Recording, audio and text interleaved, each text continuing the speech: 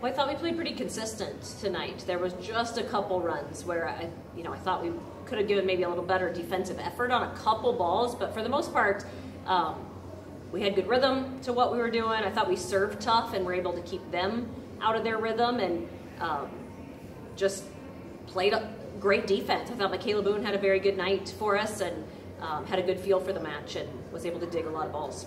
You talked about all year, this time of year, you want to be ready for a conference tournament. You have now erased every loss in conference that you, except for the Sacramento State game, you only played them once. It's got to feel good to return the favor after taking a loss in conference, and now you've beaten every team but Sac State. Yeah, this has certainly been a pattern for us over the years, over my entire career here, and the goal is to be playing our best volleyball come November, and so I'm okay with some losses early on, as much as you can be okay with losing, if we're learning from them and we're better the second time around, or sometimes the third time around as you're playing them in the tournament. And so we talked a lot about that as a team, that we needed to beat teams the second time around. When you're familiar with them and you know what the scouting report is, can we be the better team in those situations? And so, yeah, hopefully we get another chance at Sac State, and we'll see teams in the tournament a third time, and we got to be able to handle that a little bit better and just keep getting better even through next week. What was it tonight? It looked like, if you watched the first match against Idaho State and then you watched tonight, it looked like 4 different teams on the floor. What was it tonight that y'all changed? We didn't change a whole lot. I do agree that it was 2 very different teams on both sides of the net. They were way more aggressive when we saw them at their place, and we're digging some of our best swings, and we had a hard time getting the ball down on them. Tonight, we were able to score some balls. So I thought we were more composed attacking-wise, that we weren't forcing shots like we did at their place, and so take the open shot and find the wood with your arm. And so I thought we did that much better. And again, I think it goes back to serving. I can't say that enough, that I thought we served tougher, and that dictated the whole match. Still waiting on the result from Sac State, Montana State, but you got a chance to win your 4th regular season title in 5 seasons. If that's still a possibility come Saturday, will you tell your team anything different? If it is not a chance, will you tell them the same thing or different things? Definitely not. At this point in the season, we really don't even care our seed, because it's, the number 1 seed, that's a bonus for next year. We don't care about next year yet.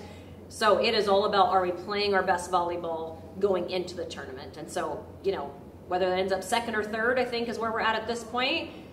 I'm not worried about that as long as we're playing good volleyball. You got Weber State, you beat them at their place earlier this year. The 2 schools that won the last 4 championships. How intense is that going to be, especially being the season finale?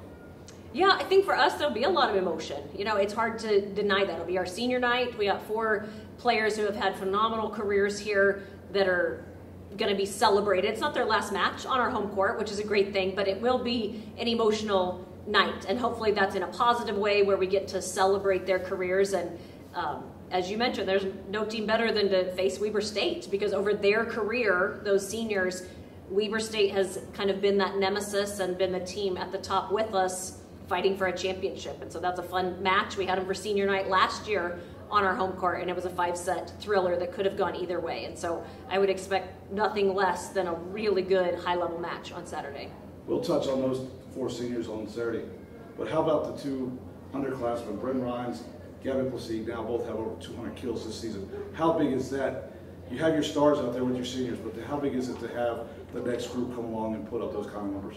Yeah, it's key. It's key not only for this year, but for the future of UNC volleyball, because as those seniors graduate, they're going to be the ones taking the leadership role and carrying that on. So, yeah, I like what we've gotten from our 2 freshmen and our 2 sophomores that are playing significant roles this year in our starting lineup. And I'd be remiss if I didn't ask about the 1 senior, Mackenzie Harris. She's just the 18th player in school history with over 1,100. She's now 17th in school history. How big has she been this year, especially with this 6-match winning streak that you've got going? Yeah, she's big. We go as Kinsey Harris goes, and that's no surprise to anybody in the conference. When she's playing well, we're playing well right with her, and so we need her to have a big next week and a half, which has been her time to shine in the past. Great. Congratulations, Coach. Thank you.